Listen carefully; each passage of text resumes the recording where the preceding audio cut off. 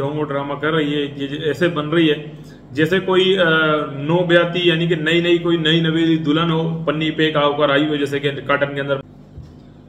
अस्सलाम वालेकुम दोस्तों, तो एक मरतबा फिर हाजिर हैं सभी दोस्तों को वेलकम, खुशामदीद, जी आए बोलते हैं, आदाब अर्ज़ है और आप सभी दोस्तों का दिल से अपने चैनल पर दिल से खैर मकदम करते हैं। तो दोस्तों उम्मीद करता हूँ आप सब खैरियत से होंगे और अपनी लाइफ बहुत अच्छे तरीके से एंजॉय कर रहे होंगे और मेरी दुआ है कि हमें देखने वाले जहाँ भी रहें खुश रहें, आबाद रहें।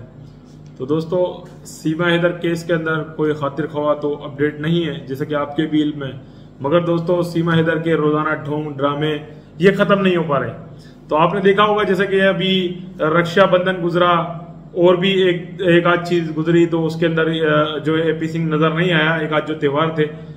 अब वो भैया दूज के अंदर जो है आया एपी सिंह और ढोंग ड्रामे भी रचा है। उसके बाद कड़वा चौथ को गुजरे आज कितने दिन हो गए, मगर इसका अब तक ढोंग ड्रामा खत्म नहीं हो रहा। सीमा हैदर का जो भंगन है, जो हमारी पाकिस्तानी भंगन कचरा सफाई करने वाली, जो वहां जाके अपने आप को सेलिब्रिटी समझ रही है और कुछ लोगों ने इसको सेलिब्रिटी बनाया भी है।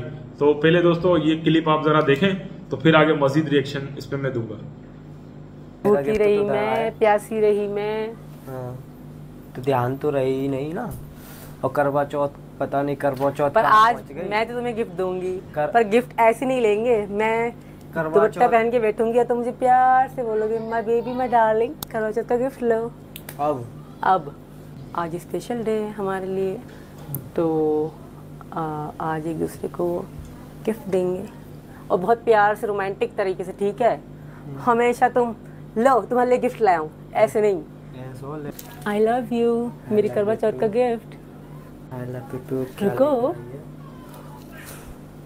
अरे ये भी जरूरी। और लो जी, आई लव यू टू। यहाँ जाओ, आई लव यू 3 4। आपने देखा कि किस तरीके से देखें ये ढोंग ड्रामा कर रही है, ये ऐसे बन रही है जैसे कोई नो ब्याती यानी कि नई कोई नई नवेली दुल्हन हो, पन्नी पे का होकर आई हो जैसे कि कार्टन के अंदर पैक होगा। ये इस तरीके से ये ढोंग ड्रामे रचा रही है, ये सब कुछ आपने देखा।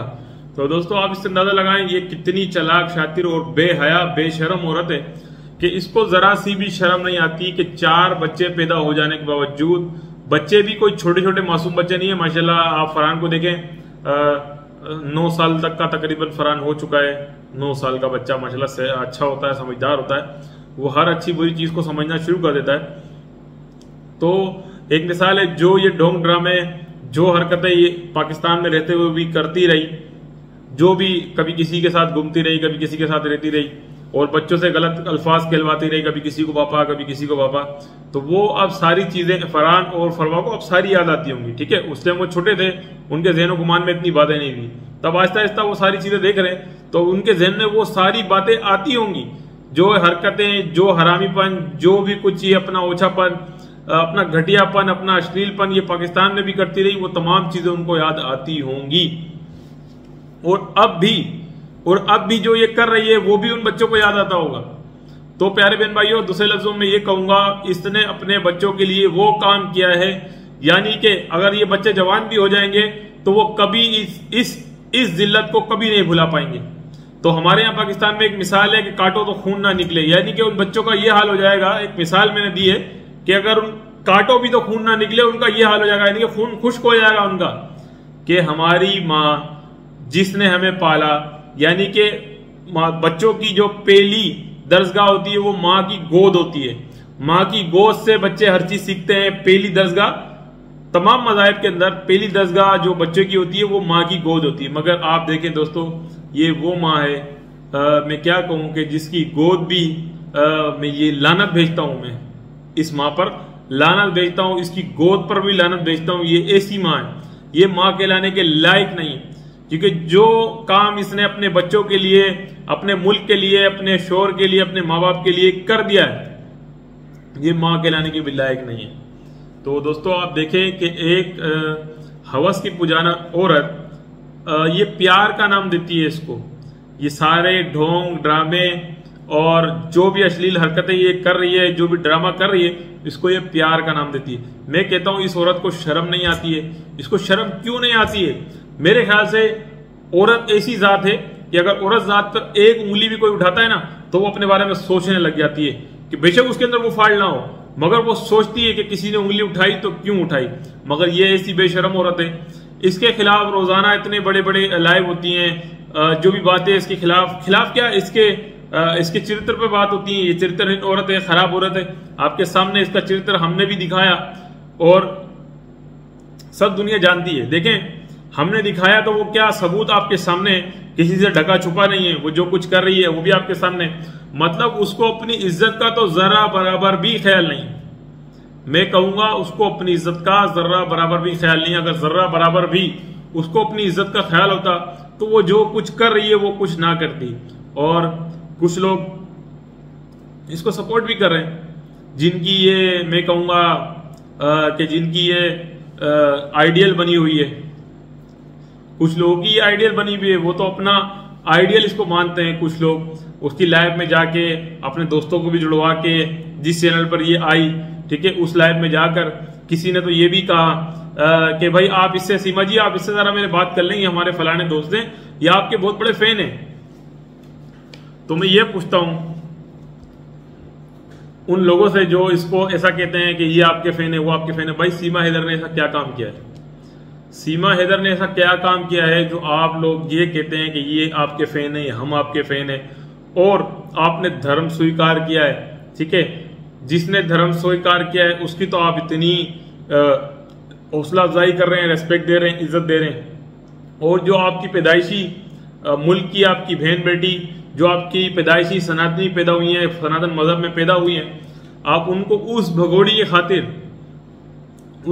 खातिर जो पाकिस्तान से भाग कर आई, उसको आप इतना बड़ा सपोर्ट देते हैं, शरत देते हैं। और उनके उस भगोड़ी के लिए, 2 टके की औरत के लिए, नचनिया के लिए, कोठे वाली के लिए आप अपनी मुल्क की बहन बेटी को बुरा भला कहते हैं, अपने मुल्क की बहन बेटी को बुरा भला कहते हैं। तो होना तो ये चाहिए था कि गैर मुल्क से आई हुई महिला, चले ठीक है आपको बहुत ज्यादा पसंद है, आप रख लें, मगर देखें इंसानियत भी कोई चीज है। अगर ये अकेली आती, अपने बच्चों को छोड़कर आती, गुलाम हैदर को बताकर आती, या गुलाम हैदर की साली यानी कि रीमा अपनी बहन को बोलकर आती कि मैं दोबारा नहीं आऊंगी, हो सकता है रीमा को बता के गई हो, मेरे इल्म में नहीं है, रीमा को हो भी सकता है कि बता के गई हो। देखें, जो बंदा इसके साथ था उसने तक भी यही कहा है कि इसने मेरे को उस दिन भी नहीं बताया कि सुबह ये कहां जाने वाली है। तो इसने यानी कि देखें कुछ चीज राज में भी रखी होंगी। कुछ लोग आज रीमा को टारगेट करते हैं, रीमा को बुरा भला कहते हैं कि रीमा ने ऐसा किया, रीमा ने ऐसा किया।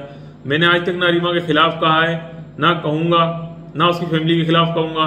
मैं सीधी बात करता हूं, कोई भी इसके साथ था, सपोज कोई भी साथ था, कुछ लोगों ने तो ये तक भी कह दिया कि हैदर भी इसके साथ था, कोई कुछ बोलता है, कोई कह रहा है कि गुलाम हैदर भी झूठ बोल रहा है, सीमा हैदर भी झूठ बोल रही। देखे भाई, झूठ बोलिए सच बोलिए, इससे किसी का भी ताल्लुक नहीं है।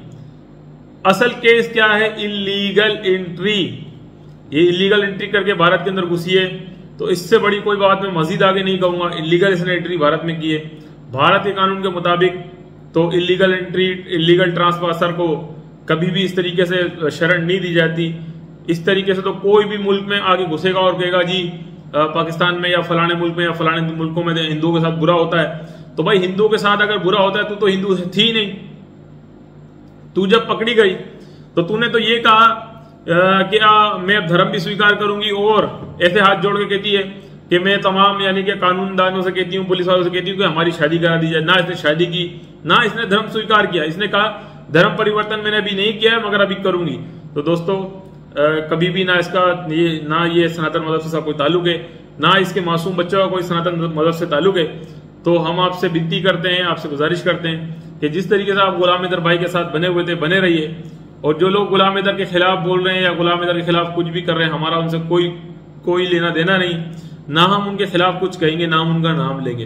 तो दोस्तों आप सच्ची नीयत से, अच्छी नीयत से गुलाम हैदर के साथ जुड़े हुए थे, तो आपसे हम उम्मीद भी यही करते हैं कि हमेशा आप गुलाम हैदर के साथ जुड़े रहेंगे जब तक बच्चे गुलाम हैदर के हवाले नहीं हो जाते। और दूसरी बात कि इंशाल्लाह बहुत जल्द ये केस सिमटेगा तो फिर कुछ और मजीद लोगों का चेहरा भी सामने आएगा, ठीक है।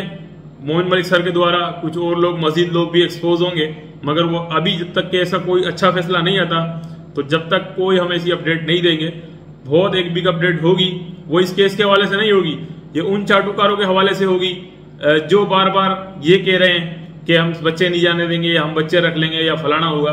तो वो रिपोर्ट भी मजीद आगे सामने आएगी। तो दोस्तों आज की वीडियो से मैं चाहता हूँ यार, फिर मिलेंगे किसी नेक्स्ट वीडियो में। अल्लाह।